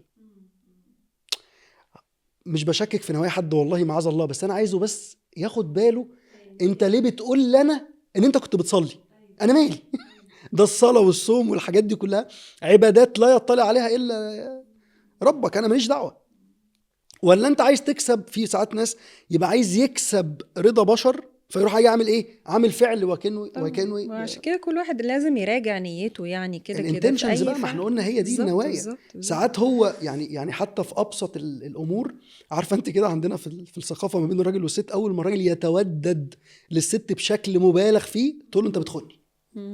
هو ابتدي يجيب لها هدايا مش عارف ياخد باله منها، بس في حكايه في الموضوع، انت شكلك في كده في إن في الموضوع. فاللي عايز اقوله لا، حاول دايما تقطع صله النوايا بينك وما بين البشر وتديها لرب البشر، تسلمها له، لانك كده انت فعلا مؤمن حق، كده انت فعلا دخلت في منظومه الايمان الحقيقيه السليمه، ان ربنا بقى وهو معكم اينما كنتم، بقيت فعلا ماشي، وانت تقدر ترمي ورق في الشارع بس انت لا، النظافه لا، ده ربنا امرني ان انا اكون من المحسنين مش هرمي ورق. كلت في طبق في البيت، لا مش ماما هي اللي هتشيله او مش مراتي، لا انا ممكن اقوم اشيله عادي جدا. ليه؟ لان افعال الصلاح دي هي اللي بتحدد الارزاق بتاعت الناس. خدي بالك الذين امنوا وعملوا الصالحات. بالظبط. وعملوا الصالحات. فاصبح انت كل ما زودت من اعمال الصلاح، وده تاني يعتبر من ضمن اسرار الرزق، واعمال الصلاح حاجات بسيطه جدا، زي ان انت تصلح المكان اللي انت فيه، زي ان انت تساعد والدتك، تساعد زوجك هو يساعد زوجته، الود والرحمه او الاحسان ما بيننا وما بين بعضنا. المشكله بقى هنا في حاجه برضو من معرقلات الرزق اللي بتوقع بشكل كبير قوي، ان دايما الرد الالهي غير متوقع. خدي بالك، انا لو جيت قلت يا رب انا عايز كذا من كذا، يعني مثلا راجل شغال عندي مصنع وعندي شركه، او حد مثلا شغال في وظيفه، فبقول يا رب انا عايز 1,000,000 من الوظيفه، مثلا هو حاطط في دماغه ان انا بشتغل مثلا في البيع، فجيب لي بالك ديل، الناس يقول لك جيب لي ديل كبير قوي يطلع لي فيه عموله 1,000,000. دي كارثه، لانك في مثل في الانجليزيه كده، الانجليز بيقول لك don't teach your God how teach you. انت ما تعلمش الهك ازاي يعلمك، ما تقولهوش يرزقك ازاي، ده هو كل قواعده في الرزق، ومن يتق الله يجعل له مخرجا ويرزقه من حيث لا يحتسب. ان الله يرزق من يشاء بغير حساب. هنالك دعا زكريا ربه رب لا تذرني فردا، لما شاف ستنا مريم يا مريم أن لك هذا، قالت هو من عند الله ان الله يرزق من يشاء بغير حساب. فاصبح انت مجرد ما بتحتسب بتبوظ المنظومه، هي تكون جايه لك بدون حساب مالكش دعوه.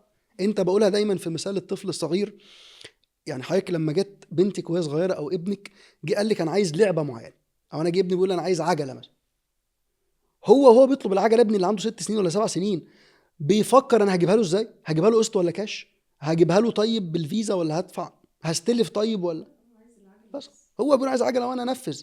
جت ازاي؟ هو ما يشغلوش الكلام ده، هو ولله المثل الاعلى. عشان كده ما ترسمش، يعني ما تخليش، ما تقولش لربنا ازاي يرزقك. ليه بقى؟ لان هي اصلها ام سيدنا موسى خافت عليه وترعبت على ابنها، فرعون عايز يقتله، فربنا يقول لها ايه؟ اذا خفتي عليه فالقيه في اليم. هرسوح يعني خاف على ابني عكسه. وشوف الطمأنينة الإلهية، ولا تخافي ولا تحزني إن ردوه إليك وجعلوه من المرسلين. بعدها بشوية لما راح بقى القصة معروفة، فرددناه إلى أمه كي تقر عينها ولا تحزن. يا جماعة الوعود الإلهية ما فيهاش هزار، ما فيهاش هزار. ما ينفعش ان هي ما تجيبش النتيجه بتاعتها. ده مش بس كده، ده انت تلاقي في الزواج، انا لو في حد متجوز من المشاهدين يقول لك انا ما اعرفش اتجوزت ازاي، كتير قوي يقول لك انا ما اعرفش اتجوزت ازاي. يعني انا لو كنت حسبتها بالعقل ازاي بقى هقدر على مصاريف الجواز والبيت والشقه انا ما اعرفش اتجوز ازاي. هو اول ما قال بس انا هتجوز، هوب مش عارف، تلاقي والده ساعده شويه، مش عارف جاله بونص من الشركه، دخل في ديل، دخل في، سبحان الله، من حيث لا تحتسب. فانت اول ما بتحتسب بتوقف من حيث لا تحتسب، فالله يبارك لك بلاش تحتسب، سيبها. حلو قوي. يعني احنا كده اتكلمنا في نقط مهمة قوي، اتكلمنا في المعتقدات بأشكالها كلها، اتكلمنا في الاستغفار، اتكلمنا في النية، نظرتنا للأمور كلها عاملة ازاي، بنركز مع غيرنا ولا مع نفسنا. فاضل بقى دلوقتي عايزين نقول حاجتين: السعي بقى نفسه، تحديد الأهداف، الانضباط، الاستمرارية. يعني احنا دايما برضو برجع للكوتشنج سيشن، انه لان دي حاجه مصغره للدنيا كده، الحاجه اللي الواحد عايز يعملها في الدنيا يعني، فما ينفعش اعمل كوتشنج سيشن مع حد من غير ما اقول له هدفك ايه من الجلسه. يعني انت حاطط على جوجل مابس ديستنيشن، يعني ما ينفع تشغل جوجل مابس وخلاص، لازم تحط ديستنيشن، انت عايز تروح فين. فدي من الحاجات اللي فيها جزء كبير قوي في السيلف ديفلوبمنت، ان انت مين، اعرف نفسك، اعرف مواهبك، اعرف انت قوي في ايه، مميز في ايه، بتحب ايه، عايز تخدم الدنيا ازاي، وتحط اهداف. حط اهداف بقى قصيرة المدى وطويلة المدى، ممكن تتغير مع الوقت بس على الاقل يبقى فيه اهداف. وتاني حتة انه يبقى فيه حاجة اسمها استمرارية. مفيش حد نجح في الدنيا دي في اي مجال غير بانضباط واستمرارية، في ديسيبلين، في حاجة كل يوم بعملها، في حاجة كل اسبوع بعملها، مواظب عليها، بطور نفسي بشكل ما، بواظب زي ما قلت على رياضة، على whatever، أي حاجة، بتعلم إزاي، بأتقن في شغلي وبأحسن في شغلي إزاي. ما ينفعش أحسن شهر والشهر اللي بعده لا والله ما جابش نتيجة. ففكرة الديسيبلين، استمرارية، الانضباط أساسية. هو احنا مهم جدا نبقى عارفين احنا رايحين فين. يعني فكرة تحديد الأهداف أنا بحب أقسمها لحاجتين. يعني احنا عندنا أهداف، بس الأهداف دي ليها شقين، ليها شق نيد وشق وونت، أو احتياج ورغبة مثلا. فرق كبير جدا في الأهداف اللي ليها علاقة بالاحتياجات والأهداف اللي ليها علاقة بالرغبات. احنا بنعمل خلط ما بينهم فبنقع. طيب المفروض أفصل إزاي؟ أنا وجهة نظري المتواضعة إن أول أهداف أحطها هي الأهداف اللي تغطي لي الاحتياجات، وبعد كده ركز مع الرغبات. طب إيه الفرق ما بين الرغبة والفرق ما بين الاحتياج؟ الاحتياج ده الشيء الأساسي الذي لا غنى عنه، الأساسيات. أساسيات. يعني أنا في بداية عملي أو في بداية شغلي، أنا أتكلم بقى من البداية خالص، أنا محتاج دخل يغطي لي احتياجاتي، أكلي، شربي، لبسي، الخروجات الأساسية أو الحاجات الأساسية الرئيسية. بعد ما أقفل باب الاحتياجات اللي منه برضو باب الزواج، لأن الزواج من ضمن الاحتياجات الأساسية مش من باب رغبات خالص، اللي لو قدرت أعمله في البداية يفضل جدا يتعمل، عشان لما تخلص كل احتياجات العقل والجسد هتعرف تركز مع الرغبات، تقدر تركز بقى بعديها مع العربية الكويسة، مع البيزنس الحلو، مع الشركة وتكبرها، مع إن شاء الله الأحلام الكبيرة بقى، الفيلا والطيارة والسفر تبقى راجل مالتي ملياردير أو مالتي مليونير. بس في الأول لازم نكفر الاحتياجات وبعدين نخش على على الرغبات. طيب إيه اللي بيوقعنا؟ نقطة حضرتك اتكلمتي فيها اللي هي عدم الاستمرارية. أنا بسميها أو بفترض إن هي حاجة اسمها الإيرلي سيليبريشن. إحنا بنحتفل بدري. يعني هو المفروض التارجت إن حضرتك تخس 10 كيلو، أنت خسيت 500 جرام، بتحتفل تروح جاي زايد 5 كيلو. فري ويك. فري لايف. يعني أنت بتاخد، أنت المفروض يعني زي كده الراجل يجوا كده اول الشهر، اول ما المرتب ينزل يفتح اكس 6 ولا اكس 5 ولا اي 200 مرسيدس، ولا اصلا المرتب ما يجيبش جنط يعني انت، والتليفون الغالي والحاجات دي كلها. فهو في التسويق العالمي او في الاتجاه الدولي في الماركتنج اللي هو بيصدر لحضرتك عن طريق مثلا الريلز والحاجات دي كلها، اللي هي بقى فيها عربيات حلوه وسيدات حلوه ومش عارف وتليفونات حلوه وكل حاجه حلوه حلوه، فيحسسك دايما طول الوقت ان انت مقصر، انت عاجز، انت مش قادر، مهما حاولت مش هتعرف توصل، وناس بقى فتنس مش عارف ايه هي خد بالك، انت بتاخد ثانيه من حياه. المشهد اللي انت بتشوفه ده مشهد ناقص اصلا، فبتاخد مشهد ناقص عشان تبني عليه حياة كاملة، فهتنقص الكامل. لان انا عندي قناعة ان الناقص عمره ما هيكمل. يعني الشخصية الناقصة اللي عندها احساس بالنقص عمرها ما هتكمل، انما الشخصية الكاملة اللي فاهمة مجريات الحياة ومجريات الامور ماشية ازاي، هو واعي جدا ان الريلز دي حاجات مقصود بيها يا اما بيع منتج، يا اما حد بيسوق لنفسه، يا اما حد بيحاول يصدر لي صورة معينة بعربية هو راكبها، او ببيت بيظهره لي، او بعلاقة داخل فيها. انا فاهم ان ده في شورتج اصلا. يعني الحاجات دي في هدف تسويقي، مش هنذم فيها ولا هنمدح فيها، ولكن في هدف تسويقي. وعايز يحسسك ان انت هيفوتك حاجة اه لو ما جبتش الحاجة دي دلوقتي، بالظبط فتقوم انت تضطر بقى تشتريها بالكريدت بالظبط. والديون وتخش بقى في العجلة دي. فانا بقول ان انت تكير، خد بالك من الاكشنز الانفعاليه. انا قبل ما اشتري اي شيء بقول دايما الحاجه اللي انت نفسك فيها لو معاك ضعف ثمنها على الاقل اشتريها، لو ما معكش ضعف ثمنها ادي لنفسك 3 ايام، وفي الحالتين نصيحه ادي لنفسك 3 ايام حتى لو معاك ضعف ثمنها، ادي لنفسك 3 ايام. في اليوم الاول هتلاقي رغبتك مشتعله جدا، في اليوم الثاني بنسبه 90-95% الرغبه بتنزل للنص، في اليوم الثالث ممكن تكون نسيتها اصلا. تروح خالص، تحس ان انت عايش من غيرها عادي يعني. وعلى فكره الجماعه بتوع التسويق والبيع فهموا القصه دي، فعمل بقى الاوفرز، اشتري النهارده بخصم 50% ناو. باي ناو. فنفهم بقى صح، المنظومه دي. حلو قوي. فاصبح ان انا لما اعرف احتياجاتي صح واغطيها الاول، واعرف الرغبات بتاعتي وابتدي اعمل لها بلان واتحرك ليها، واعرف ان كل الاهداف دي سواء احتياجات او رغبات مش هتحصل بقدرتي انا. ودي من ضمن من اكبر المشاكل، ان احنا بنحسب الامور بقدرتنا مش بقدرة الاله. يعني الاله اداك قاعدتين للوصول للاهداف. اول قاعدة هي قاعدة الايمان، ان انت ان الذين امنوا وعملوا الصالحات كانت لهم جنات في الدنيا وجنات يعني انت لو امنت صح وعملت الصالحات وعايز فيه شيء معين انت نفسك فيه كويس ودخلت فيه.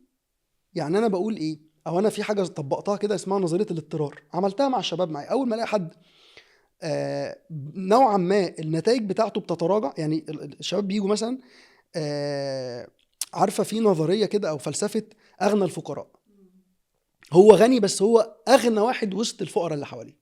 فدي كارثيه. يعني هو اصلا يكون الشخص في مجال مثلا مجال زي الريل استيت مثلا، المجال ده فيه فلوس كويس، يعني بيعمل مبيعات فيه، بيعمل كوميشن حلوه جدا يعني. فالناس اللي داخله المجال فضل عشان احنا عندنا الشغل كتير والحمد لله رب العالمين، يعني المبيعات بتتحرك بشكل كويس، فهو مثلا جاي كان بياخد 5000 في الشهر، فيجي مثلا يعمل ديل فيمسك كوميشن 50,000 او 100,000، وفي ناس مسكت 200,000، فيحصل له ايرور، السوفت وير بتاعه يتضرب، اجيب ايفون ولا سافر ولا هو ما يعرفش ان هو ال 200 دول هم تقريبا 4000 دولار، يعني لسه ما عملش حاجه.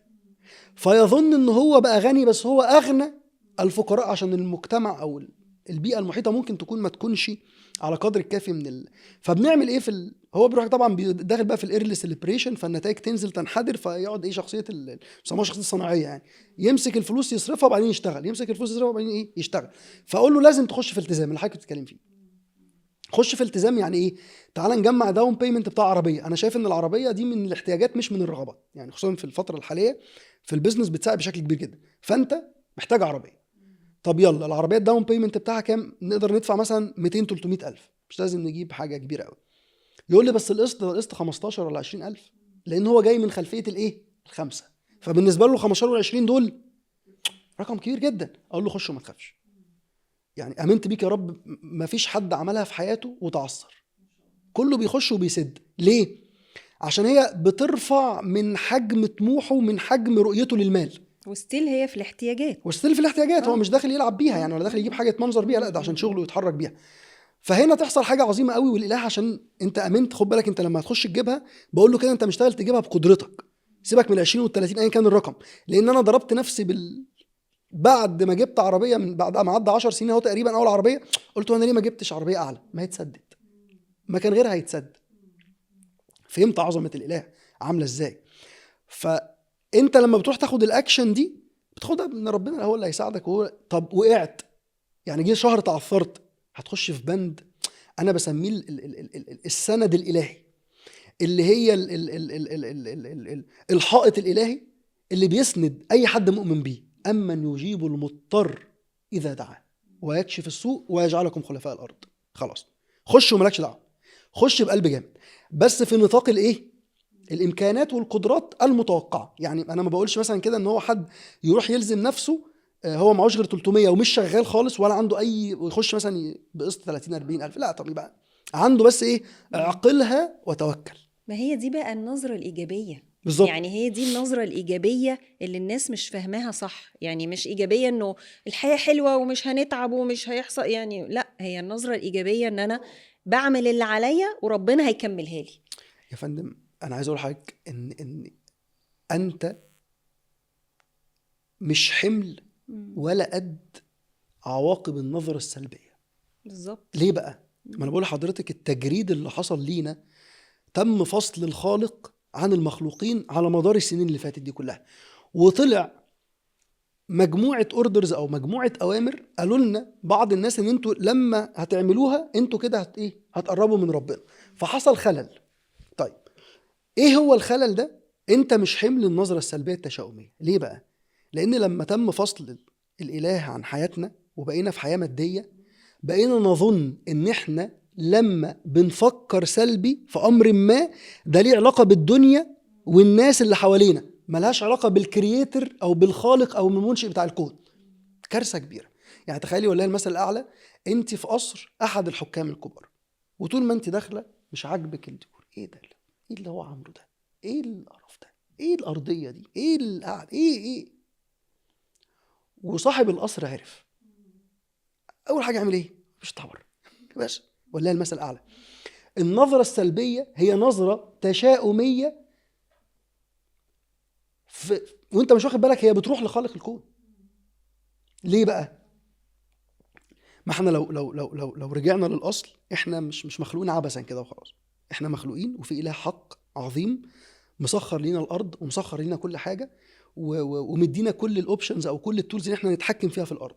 فلما انا اجي اقول البلد وحشه او الناس وحشه او الفقر هو اللي مكتوب عليا، ما اعرفش مين اللي قال الفقر مكتوب عليا ده خالص، يعني ما اعرفش جت منين اصلا. ربنا يقول الشيطان يعدكم الفقر واحنا مصممين ان ربنا اللي كتب علينا الفقر، بنفتري على ربنا بحاجات هو ما قالش عن نفسه اصلا يعني. فانت كده كانك مش عاجبك حكمة ربنا الخالق. انت بتقول له انت اللي هو بتقول وكانك ربنا ده؟ انت ايه اللي انت عامله ده؟ انت ما بتعرفش مش عاجبني. ليه بقى؟ لان الله مش هيدافع عن نفسه، ده هو حطها لك قاعده كده واضحه صريحه: الظنين بالله ظن السوء عليهم دائره السوء. بس خلاص. ويجي سيدنا علي بن ابي طالب كرم الله وجهه يقول لك ايه؟ كل متوقع آت. فما نحرقش فيها كتير الحته دي، انت مش حملها. ومش بقول لك ان انت تبقى جابي عبطه يعني او اهبل او ماشي بنظره، لا انت عندك في فرق ما بين النظره السلبيه والنظره التحليليه. فتعالى ننقل بس من نظره سلبيه لنظره تحليليه. يعني ايه؟ يعني حد جاب لك مثلا مشروع بيقول لك ده انت هتدفع 100,000 وهيجي لك كل شهر 20,000. ما تبقاش زي ايجابي وتقول يلا، لا طبعا ده خبل، ده هبل، مفيش الكلام ده. تقعد نظره تحليليه. طب وليه وازاي؟ فاحذر من السلبيه اللي فيها اعتراض على حكمه الخالق، لانك هتقع في دايره السوء. وحضرتك دوري في الحياه كده في الناس اللي حواليك، وحضراتكم دوروا في الناس اللي حواليكم، هتلاقي ان كل الناقم الساخط اللي مش عاجبه الغاضب من نقره لتحضيره، الرزق من زي فشل ما لفشل. يكون زي ما يكون الرزق متوقف يعني فعلا. هو على فكرة احنا لما نبص على اللي حوالينا، مش ان احنا نحكم عليهم ونقول ده غني وده فقير، لا، ان احنا نتعلم ما انا دايما بقول احنا ربنا خلق لنا حياتنا وحياة الناس اللي حوالينا عشان برضو ناخد عبرة ونتعلم. والكلام اللي ربنا قاله اللي انت لسه قايله ده كله ممكن يكون كل اللي سامعيننا عارفينه كويس قوي بس ناسينه. يعني انا دايما بقول هو ليه احنا بننسى كلام ربنا؟ انا عند ظن عبدي بي فليظن بي ما شاء. يعني فكرة ظنك بالله، ليه احنا بننسى الكلام ده؟ وليه بنقعد نردد كلام المجتمع وكلام اصحابنا وكلام السلبي والكونسبت بتاع ماذا لو بعديها حاجة مصيبة؟ يعني وات اف حصل مصيبة. طب انت ليه دماغك كلها مليانة بوات اف او ماذا لو خسرت فلوسي، ماذا لو تعبي ما جابش نتيجة؟ طب ما تذكر نفسك بالكلام اللي خلقنا قاله. عشان كده دايما برجع لكلمة التذكرة دي، ان احنا البني ادم ده نساي وبينسى ومحتاج يذكر نفسه بالحاجات اللي هو اوريدي عارفها. عندنا عقيدة كارثية معطلة ومعرقلة للرزق. بتقول ايه؟ بتقول قدر الله وما شاء فعل. انا ما عملتش حاجة. يعني هو عربيته تتخبط يقول لك قدر الله وما شاء فعل. يتسرق، يقع يتكسر، تحصل له اي حاجة وحشة يقول لك قدر الله وما شاء فعل. ينجح يجيب فلوس يقول انا اللي عملت، انا شفتوني انا يا شركته يعمل طريق يقول انا. يعني هو ربنا قدر عليك وما شاء فعل. السوق بس يا بجح. يعني الا بالله كارثه والله، كارثه. لما الشباب بييجوا مثلا يجي يقول لي انت ما عملتش حاجه. يعني ربنا يقول ان الله لا يظلم الناس شيئا ولكن الناس انفسهم يظلمون. وانت في السوق تقول قدر. هو فعلا ربنا قدر وما شاء فعل، هو ده حقيقي. ولكن الله ما خلقش حد فقير، ما خلقش حد غني، ما خلقش حد ميسر، ما خلقش حد منعم. ولكن من باب العدالة الإلهية أو الحق الإلهي إحنا متساوين في إيه؟ إحنا الناس برضو في خلل في المنظومة دي. إحنا متساوين في مجموع القدرات. يعني خلينا نقول إن محمود اتولد في عيلة فقيرة عشان بس تبقوا فاهمين الفرق عامل إزاي. هو في عيلة متوسطة أو لا، في عيلة مدقعة، عيلة فقيرة جدا، كويس. وفي شخص تاني اتولد في عيلة غنية جدا، ماشي. مجموع المسؤوليات اللي اتحطت على الشخص الغني جدا ده مختلفة عن مجموعة المسؤوليات اللي اتحطت عليا. أنا داخل في الحياة وما عنديش حاجة أخسرها، داخل بمنتهى القوة بمنتهى الشجاعة، ولما هتجيلي الحاجة هستمتع بيها 10x. اللي معاه ده لو ما خدش بضعف أسبابي أنا عشان يحافظ عليها هتروح منه، ولما تروح منه كمية الألم والأذى والضرر النفسي اللي هيتعرض له عنيفة جدا. فأنا بقول أصلا اللي طلع في بيئة غنية جدا ده مبتلى أصلا، ده في صراع عظيم جدا، في صراع شديد جدا. انما اللي طلع في بيئه متوسطه او في بيئه ما عندوش حاجه زي ما يخسرها، ده يخش في الدنيا ويضربها بالرجل وينجح ويحس بطعم الشيء. فاصبح ان انت لازم تاخد بالك ان دايما هتلاقي حتى ربنا حتى بيقول لك ايه؟ والله فضل بعضكم على بعض. يعني احنا مفضلين، احنا كلنا ايه؟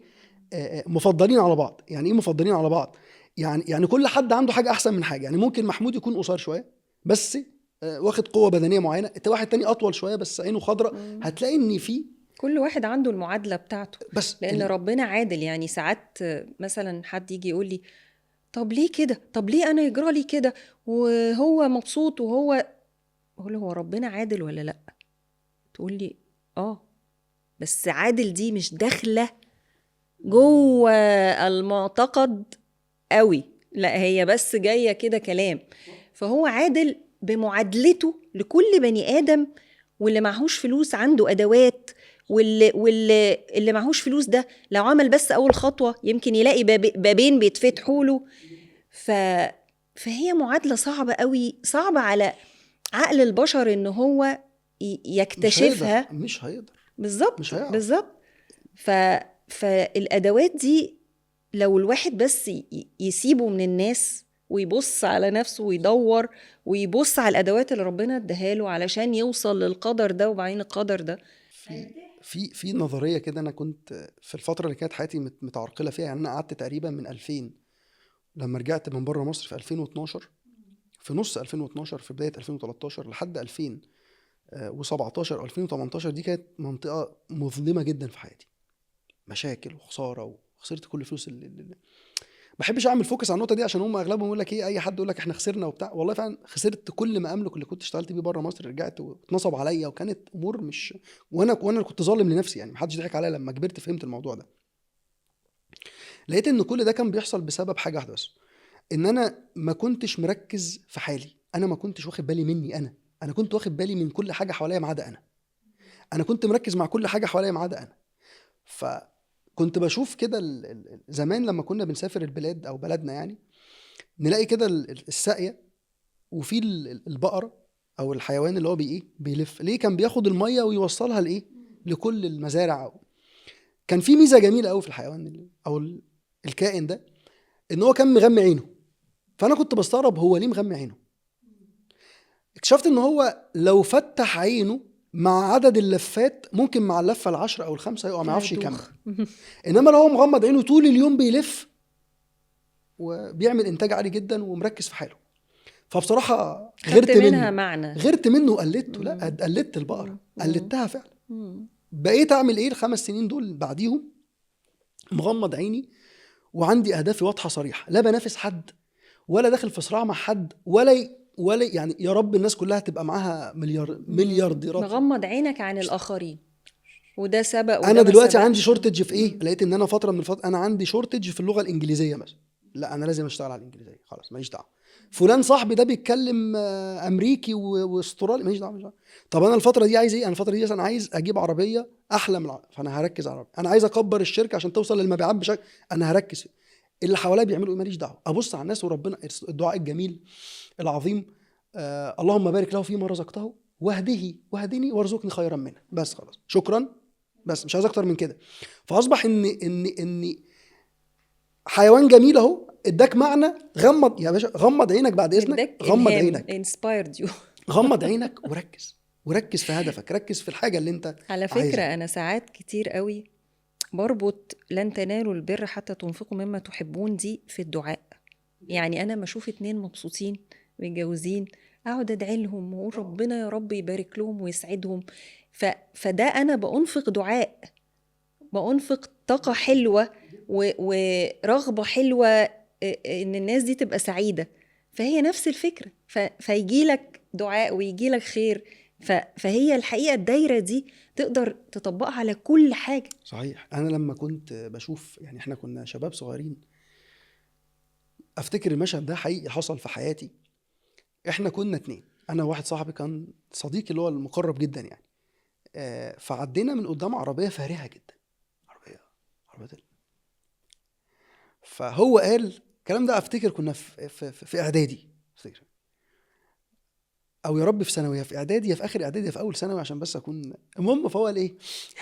العربية دي ده الواحد لو سواق عليها. قلت له يا عم لا، احنا الاثنين كحيانين اصلا يعني، واخدين مشي الطريق عشان معناش فلوس نركب باص يروحنا يعني. فقلت له يا عم وليه؟ ان شاء الله نجيبها، او ان شاء الله اجيبها وتبقى بتاعتي ولا سواء عليها حاجه. يا عم ماشي والله. شايف بقى فرق والله المعتقد؟ المشهد ده شايفه قدامي. انا بقول هنا ان فرق المعتقد ده، هو شايف انه لو دخلت جوه بقى عقله الباطن كده، انه شايف انها مستحيل او انه لا يستحق او انها صعبة جدا. بسأل حد من اصدقائي اللي هم طبعا العلاقه انقطعت من سنين طويله قوي، بس بسأل حد لقيت ان هو مش سواء عليها، مش يعني هو اصلا في وضع مالي مش الطف حاجه خالص. ربنا يا رب يرزق الجميع ويوسع رزق الجميع ويبارك لهم. وانا بالنسبه لي العربيه ركنه بره. والله ما بقول كده، واما بنعمه ربك فحدث، ده من نعم ربنا. بس عايز اقول حاجه، ان لما ربنا يقول لك يرزق من يشاء، يرزق من يشاء، انت شاء بس ان انت ترزق بغير حساب. لمن شاء منكم ان يتقدم او يتاخر. ربنا يقول لمن شاء ايه منكم، يعني انت اللي شاء العربيه، شاء البيت، شاء الفلوس، شاء الشركه، شاء وخد بالاسباب وادفع الضريبه. ما تقولش ان انا بشاء وتروح بقى نايم ومكسل وما تنزلش الشغل. ما تقولش ان انا بشاء وقاعد عمال تلعن في الدنيا وفي الظروف وفي الايام. لا، انت بتشاء يا رب. انا واثق ان انا لسه ببتدي، يعني انا لسه ما عملتش حاجه في حياتي. انا كمحمود لحد دلوقتي انا في مرحله الصفر، لسه ما عملتش حاجه. ليه؟ انا شايف قدره ان هذا لرزقنا ما له من نفاد. عارفه من اقوى الحاجات اللي بتعطلنا برضو ولله المثل الاعلى. مثال صغير بس كده ايه تخيلته من فتره كبيره يعني، عشان اوضح لك موضوع بس ال الاهداف والاحلام والطلبات والحاجات دي كلها. عايز اقول ان احنا تخيلي بس كده ان اي حد من الساده المشاهدين جاله هو شغال مثلا فوتوغرافر مثلا يعني، وعمل صوره حلوه كده ونزلها، فالصوره دي شافها احد حكام العرب الجمال يعني، انا افترض حاكم دبي شافها، فقال لهم شوفوا لي الشاب ده، واعجب جدا بالشغل بتاعه وعجبه، وجات له انفيتيشن ان انت هتيجي في دعوه هتقعد مع حاكم دبي 3 دقايق، جهز فيهم الطلبات بتاعتك اللي انت عايزهم. وفعلا جات له تيكت فيرست كلاس في المطار او في الطيران، وفعلا ركب الطياره. انا عايز بس عن احساسه في الطياره الساعتين ولا 3 ساعات لحد ما ايه، لحد ما يوصل. ولما يقعد يقابل حاكم دبي الطلبات اللي هيطلبها ايه؟ هل هيطلب منه مثلا ان هو يزود له التموين زيت وسكر، او هيطلب منه مثلا ان هو يرفع المرتب بتاعه من 5000 ل 5500 عايز زياده 10%، ولا هيطلب منه مثلا يجيب له عربيه 128 متجنطه جنوط سبور في عده سماعات؟ مفيش الكلام ده. ده هيطلب على قدر مين؟ قدر الحاكم. يقول له بقى لا ده انا عايز فيلا في الجميره على البحر مباشره، لا ده انا عايز اشتغل في الاماره او امسك مثلا التصوير بتاع الاماره، او لا شغلني في فرع شركه ابل اللي موجود في هيطلب كتير جدا. والله المثل الاعلى، وما قدر الله حق قدره. احنا اوقات بندي للبشر حجم يفوق في خيالنا حجم الاله والعياذ بالله، وده معرقل خطير جدا. انا بقول لحضرتك ايه؟ اطلب بقدرة ربنا اللي جاب لك من اول قصص الانبياء اللي احنا اتكلمنا فيها في تفصيل في رمضان، الانبياء والبيزنس، من اول قصة ادم لحد قصة النبي محمد عليه افضل الصلاة والسلام. وقال لك لقد كان في قصصهم عبرة لأولي الالباب. خرج ابراهيم من نار، كنا يباركوني بردا وسلام على ابراهيم، ونجى سيدنا موسى وهو لسه طفل رضيع، ورزق السيدة مريم بدون زوج او بدون رجل، وخلق ادم بدون اب وام، وعامل لك مجموعه، وادى سليمان التسخير الرياح وفهم عمل حاجات، عمال يبهرك وكل يوم تكتشف مخلوقات عظيمه وتكتشف حاجه عشان يبهرك، وانت البعيد ما بتبهرش. مفيش. البعيد برضو مكلبش في الدونيه، مكلبش برضو في حته ان انا أأمن نفسي بقى واكسب مش عارف ال 2000 3 ولا ال 10 ولا ال 15 وليميتد، يعني الشخصيه المغلقه.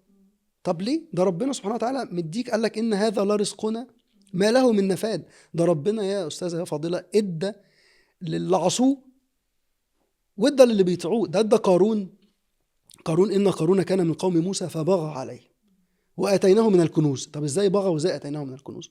بيحكى أن قارون قال اللي بيؤمن مع موسى بس الفقراء، أنا لو رب موسى ده حقيقي وبجد يخليني غني ويخليني أغنى الناس، لو بقيت غني كده أنا إيه؟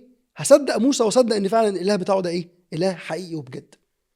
فربنا اتاله كنوز بيوصفها، واتيناه من الكنوز ما ان مفاتحه لتنوء بالعصبه اولي القوه من الرجال. يعني كان بيشيل بس المفاتيح بتاعه الخزن بتاعته رجاله بادي بيلدينج كده، فما بالك بقى بالخزن عامله ازاي؟ اذ قال الله قومه لا تفرح ان الله لا يحب الفرحين وابتغي فيما اتاك الله الدار الاخره. قال كلمه للاسف برضه بتوقعنا كلنا، والكلمه دي اللي انا لما فهمتها ترجمت لي ليه حتى في شركات كبيره جدا بتقع، ليه دول كبيره حكامها بيقع، ليه اي انسان بيقع في الدنيا. قال انما اوتيته على علم عندي، انا خدت كل ده عشان انا ذكي، انا دكتور طيار مهندس ما حصلتش. فهم ربنا يخاطبه خطاب بشكل غير مباشر. في الاول كان الخطاب مباشر، الخطاب المباشر بيبقى فيه نوع من الود يعني فهنا بقى الخطاب بتاع الاله تحول بشكل غير مباشر. قال اولم يعلم، هو مش عارف ان الله قد اهلك من قبله من هو اشد قوه واكثر جمعا. مش عارف ربنا هلك ناس. طب فخسفنا به وبداره الارض. اختفى قارون. ودى وعرف سيدنا ابراهيم لما قال رب ارني كيف تحيي الموتى قال اولم تؤمن قال بلى ولكن ليطمئن قلبي. قال له فخذ 4 من الطير فصرهن اليك، يعني قطعهم وحط على كل جبل منهم ثم ادعوهن ايه ياتينك سعي واعلم ان الله على كل شيء قدير. كل القصص دي كل القصص دي، وقصة سيدنا يونس والحوت، كل القصص وكل الحاجات دي مش عشان نسمعها الله كلام جميل، لا، عشان يخرج من حيز الكلام لحيز التطبيق، عشان تبقى ماشي لو شفت حد بيكيد ليك تبقى فاهم ان هم مهما حاولوا يرموك في النار هتبقى بردا وسلاما. وحصلت مع ناس كتير، وحصلت معايا ناس حاولت تأذي والحمد لله أذاهم ده ما كانش يعني ما كانش مش اللي هو اتصد بس، لا ده كان خير ونعيم ورزق كبير جدا. تلاقي مثلا حد يتكلم عنك وحش فحد تاني يشوفك حلو وهكذا.